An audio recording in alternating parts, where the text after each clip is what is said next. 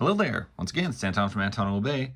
Thank you guys for stopping by the collection room this morning. It is a beautiful early morning. Today I'm taking a look at some comics. These are Dinosaurs for Hire from Eternity. I've got issues 6, 7, and 8.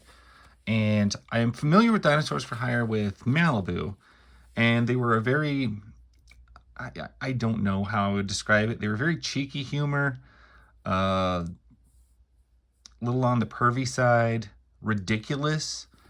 Kind of cringe at times, but that's under Malibu's reign. So I don't actually know what to expect from them under Eternity. I don't know if it was kind of always built in that way.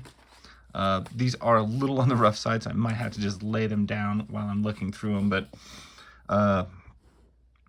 yeah, Eternity does things usually different, and I've got a lot of comics that I was introduced through Malibu and the Malibu publishing, like X Mutants and stuff like that, that got their start in Eternity.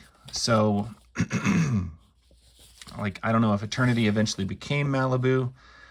All right, it does look like we're going to get the same type of odd humor and, I don't know, playful sleaziness or whatever you get. I'm not sure. Ooh, Tim Vigil on the cover. I did not recognize that as a Tim Vigil cover. Wow. Cool. Anyway, we're black and white, but this is some of the most beautiful black and white. Like, look at that. The shading, the coloring on this is fantastic. It kind of reminds me of some of the stuff I've seen Richard Corbin do. Just the way it's shaded, it's done very, very well. Like almost like soft watercolor type shading, but looks very good. I can definitely see they still got the kind of raunchy comedy thing going on with the simplified dumb humor, the dude where's my car hilarity of everything.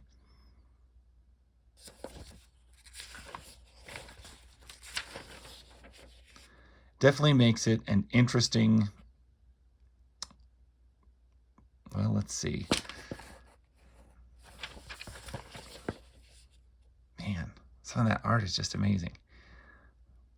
It's an interesting juxtaposition because you've got like very, very childish subject matter, very, very, very weird. And then you've got, you know, some fairly mature themes running through it. But I could see why I've heard people bag on this book before. Not the Eternity version, but the Malibu version. I could see why. But honestly, this stuff, this 1989, I would have thought this would really be like the hot ticket in 1989. This just seems like perfectly of the time. And, you know, while I'm mentioning the coloring and everything, I should mention the art is actually really good. Shape, shading, it's just good. Like, I like this a lot. Even some of the angles and these shots, these are really good. I like all of it. That's a very pretty one. Mailbox for Hire. Wow. Back issues. Scimitar. I've had a few issues of Scimitar in the past. Actually, a lot of issues of Scimitar in the past. Okay, that's issue 6. Excuse me. I gotta hit the coffee here a little bit. Chuck Chuck. Yeah, I can't pronounce that. Issue number 7. Let's see who we got on our covers. It's probably not Tim Vigil again. It doesn't look the same. Craig Tellifer. Once again, it's a 1989. And it looks like our art has shifted rather radically. It doesn't have that watercolor look to it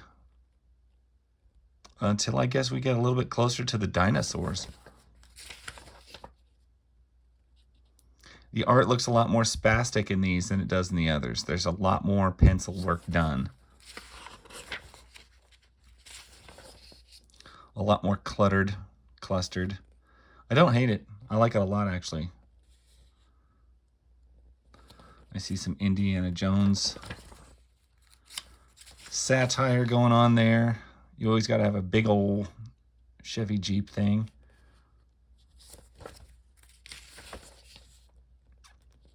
Yeah, I like the art all the way through this. Like, is that Airboy? That looks like Airboy. Huh. Yeah, I've noticed with the Malibu stuff, they're not afraid to kind of dip into other titles and properties and kind of parody everything a little bit. And you're dealing with such a ridiculous concept that it may as well parody anything it wants to, because, yeah, you just may as well. You've already crossed the line of what's completely tasteful and normal. You may as well just go all the way and do whatever you want. But that's kind of what's fun about it. Like, that's what makes it enjoyable. It's almost like it would be made out of a Mad magazine. Whoa.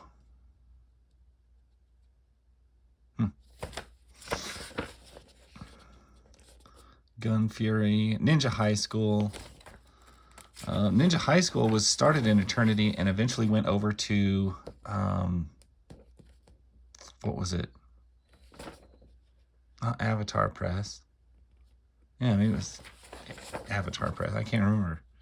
Arctic Press. That's who it was. I was thinking of something cold. It was Arctic Press. Antarctic Press. There's your next issue. It was on the back of the other one. Let's see.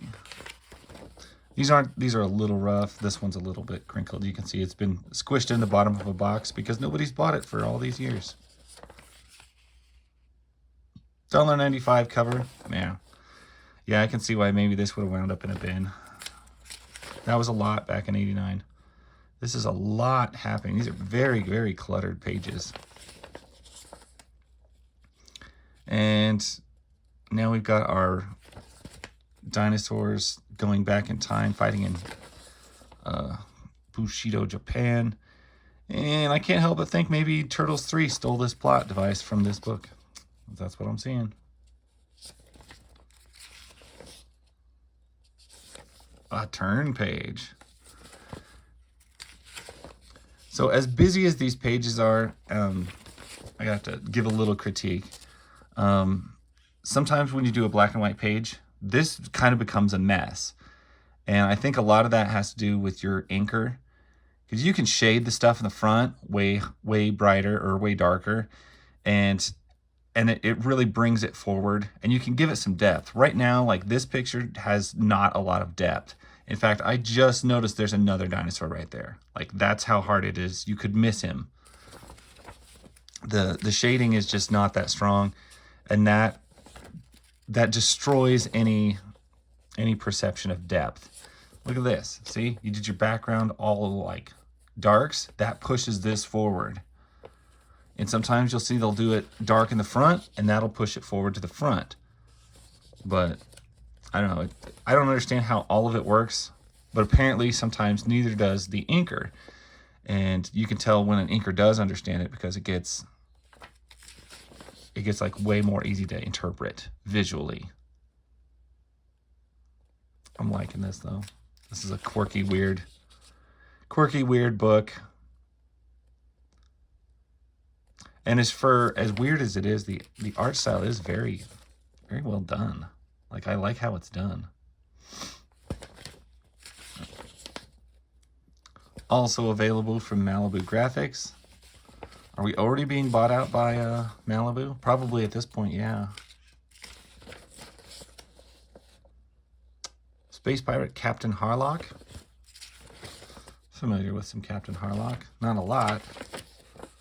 A little bit. Gun Fury. Plan 9 from Outer Space. They made a comic? Wow. I was not aware. An adventure title. Anyway, that's 3 issues of this I got. I do, as much as it's kind of back and forth on it, I do think I like the Dinosaurs for Hire books. They are a, oh, what is, I'm just searching for words for it. They're like a cheeky, lowbrow, pulp, ridiculous book. And sometimes that is exactly what I want. And they fit that bill. If I wanted a more irreverent, raunchier, parody-laden version of the Ninja Turtles with some dinosaurs, this would be your book. I like that. Anyway, that's my take on these. Sorry, these are rough shape. They don't really want to stand. I don't care. Anyway, that's my take on those. That's my story. Thank you guys so much for watching. I'll catch you guys later. Bye.